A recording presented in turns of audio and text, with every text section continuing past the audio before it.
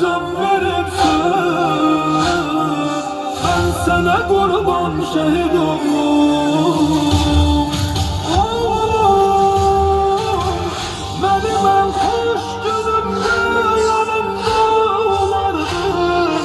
Oğlum, darısan da benim gönlümü sen alardın. Vay vay, anasının ciğer parası canım oğlum. Oğlum, ben ölerdim gerek sen hayatta kalardın.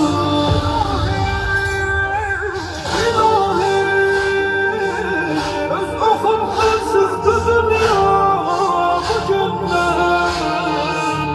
Benim için yoktu dünya bugünden. Benim için yoktu dünya. Şehidim, şehit oğlum şehidim. Şehidim,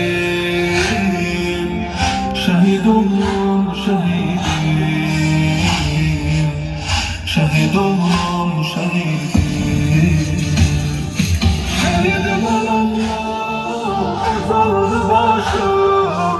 Şemal oldu gözümde yaşım. Şehit olup bana batırsan, bu derdiyle nece barışım. Şehit olup bana batırsan, bu derdiyle nece barışım. Oğlum, sen gidenden böyle sönümler tırılar.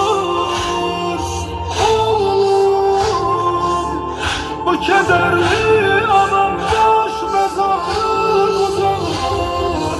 Ağlar, sana oğlum bu dertli analar. Amma doğan anamdan ülkem ağlar. İlahi,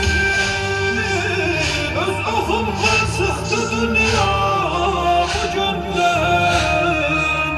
Benim için yoktu dünya bugünden. Benim için yoktu dünya.